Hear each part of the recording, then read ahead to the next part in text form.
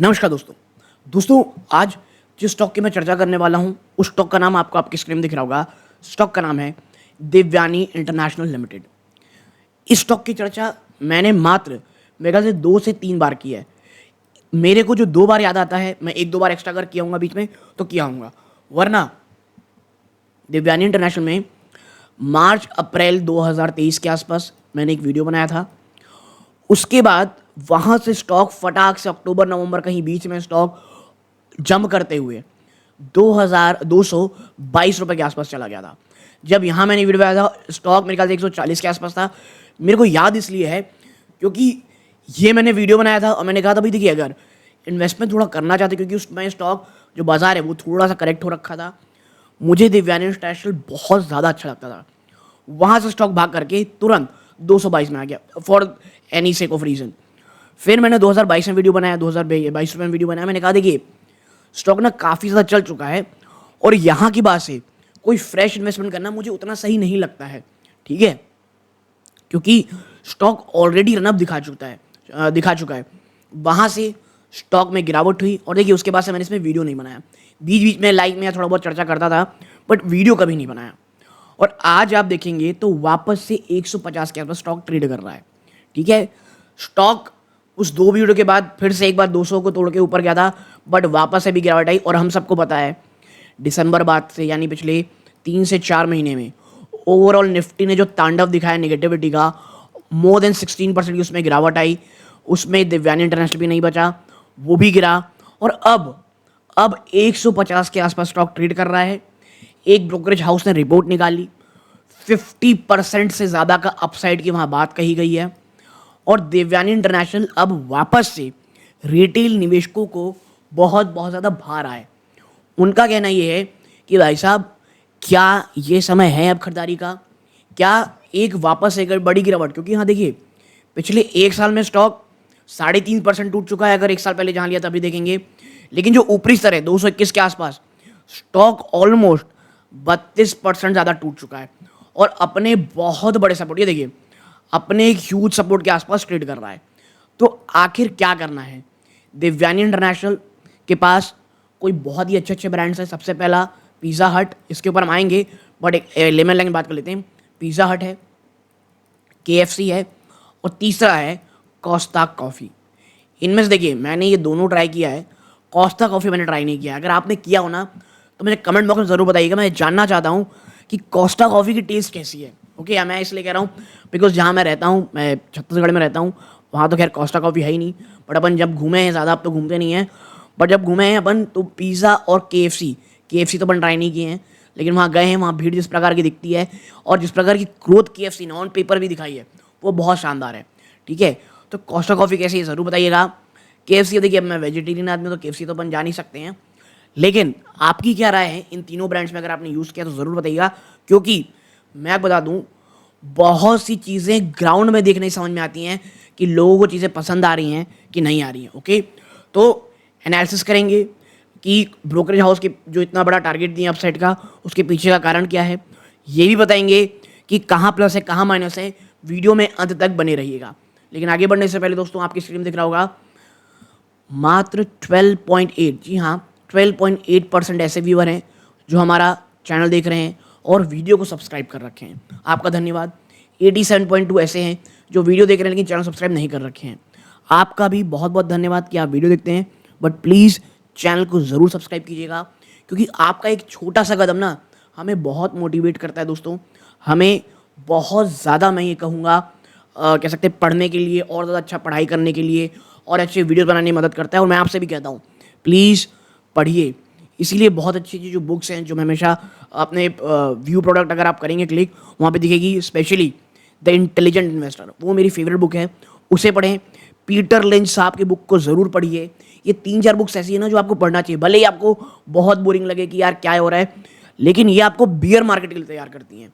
और मुझे ऐसा लगता है बुल से ज़्यादा अगर कोई किताब आपको बियर मार्केट के लिए मार्केट की अंडरस्टैंडिंग दे, मुझे लगता है द इंटेलिजेंट इन्वेस्टर और पीटर लिंच साहब की जो 2 बुक है जो मैं प्रोडक्ट मैनेजमेंट में डाल दूंगा, वहाँ आप जाकर के खरीद सकते हैं। उससे अच्छा कुछ नहीं होता।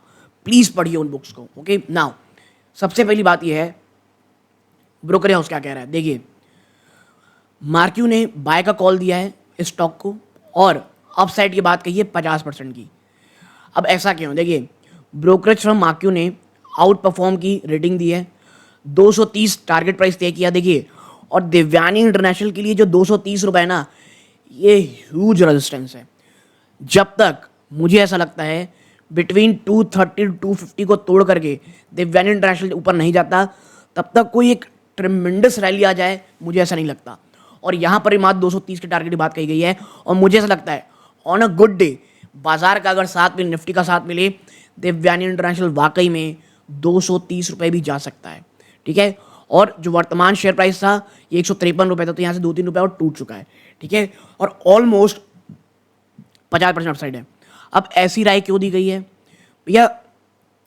मैक्वायरी का मानना है कि फाइनेंशियल 28 तक देवयानी का स्टॉक ना डबल रिटर्न देखने को मिल सकता है। क्यों? सेम स्टोर सेल्स ग्रोथ आप कभी भी ना, चाहे आप कह सकते हैं जुबिलेंट फूड हो गया, आप रेस्टोरेंट ब्रांड एशिया देख लीजिए, इन प्रकार के स्टॉक जो स्टोर्स पे काम करते हैं लगातार, जिनकी स्टोर चेन रहती है, उनमें आप SSSG वर्ड जरूर देखते होंगे। उसका मतलब है सेम स्टोर सेल्स ग्रोथ। ये 10 से 11% रहने की उम्मीद है और ऑपरेटिंग मार्जिन यहाँ से बेहतर होंगे। मैक्वायरे को उम्मीद है KFC इंडिया ना, थाईलैंड और अन्य ब्रांड से मजबूत ग्रोथ के साथ जो प्रपोज टैक्स कट की बात कही जा रही है, रेस्टोरेंट का डिमांड में बढ़ोतरी होगी। तो एक प्रपोज टैक्स कट भी कहा गया है सरकार द्वारा, तो वहाँ से भी एक बहुत बड़ी तेजी होगी। और मैं इसीलिए कह रहा हूँ, देखिए इन प्रकार के स्टॉक्स में ना जब बाजार बड़ी तेजी दिखाएगा तब भी भागेंगे, ये चीज़ दिमाग में रखिएगा। अगर कहीं बाजार नीचे की तरफ बहुत तेज जा रहा है और आप सोचिए ये स्टॉक ऊपर जाएगा, चांसेस कम है।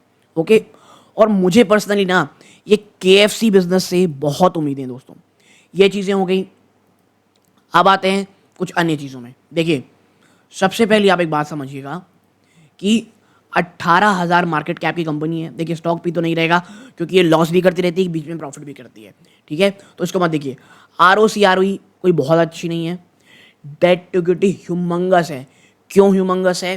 देखिए, सिर्फ इसलिए मैक्वायरी ने कह दिया इसलिए नहीं करना है, हमें समझना पड़ेगा। आप समझिए, यहाँ पे एक डेड रिडन कंपनी है ये। क्यों?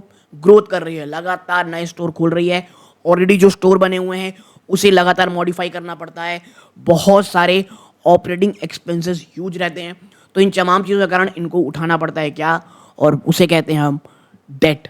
ठीक है, पैसा। ओके, हाँ, फ्री कैश फ्लो पिछले 3 सालों में 501 करोड़ है, फ्री कैश फ्लो 131 करोड़ थी। ठीक है, अब आप देखिए 142 का 52 वीक लो था, 150 के आसपास मिल रही है, तो आपको 52 वीक लो में ही मिल रही है ये। ठीक है, यम ब्रांड के अंडरगढ़ ये कंपनी आती है, लार्जेस्ट फ्रेंचाइज है यहाँ पे। ओके, नाउ हम नीचे चलते हैं। देखिए, आपको समझना पड़ेगा इस स्टॉक की एक और जो वैल्यूएशन है, मैं बता दूं, प्राइस टू बुक वैल्यू ना वो बहुत महंगी है।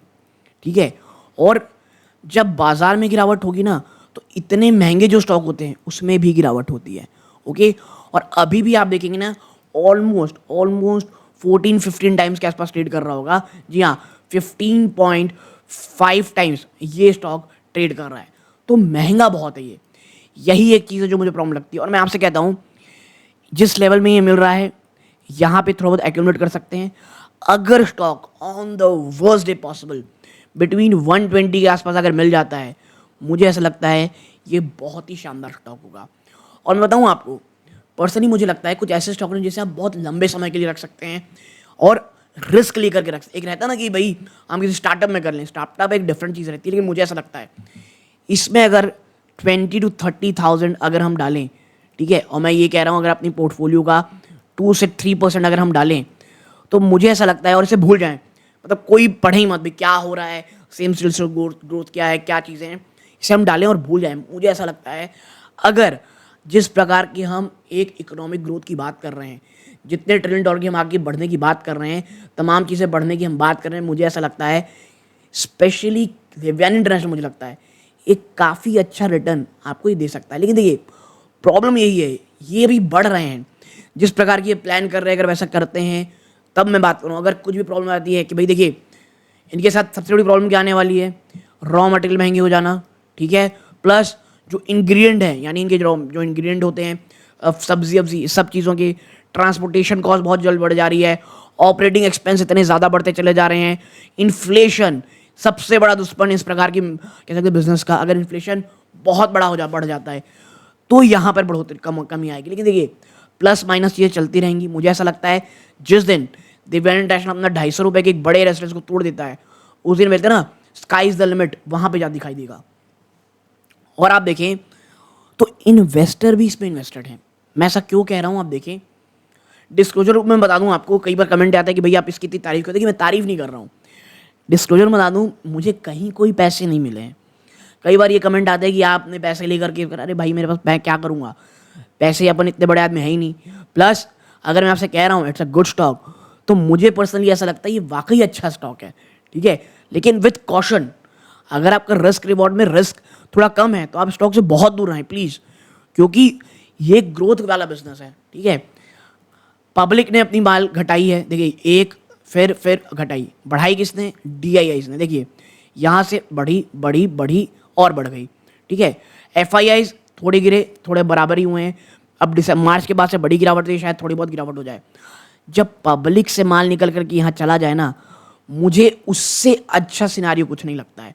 और देखिए DIIs भी ये बात समझ रहे हैं कि जिस लेवल में इनको ये स्टॉक मिल रहा है ना, और DIIs बहुत लंबे समय तक स्टॉक खरीद पड़ रख सकते हैं। मुझे ये लगता है दिव्यांग इंटरनेशनल रिस्क रिवॉर्ड में अभी थोड़ा सा हाई है। यहाँ से अगर मैं कहूँगा 10-15% अगर गिरावट हो जाती है किसी कारणवश, जिसके चांसेस अब मुझे थोड़े कम लगते हैं, बट स्टिल हो जाती है, स्टॉक 120 के आसपास मिलता है, तो वो बहुत ड्रीम सिनेरियो होगा। हाँ, लेकिन याद रखिए अगर 120 से तोड़ के 100 रुपये के आसपास मिल रहा है तो बाजार में बहुत बड़ा क्रैश आया होगा।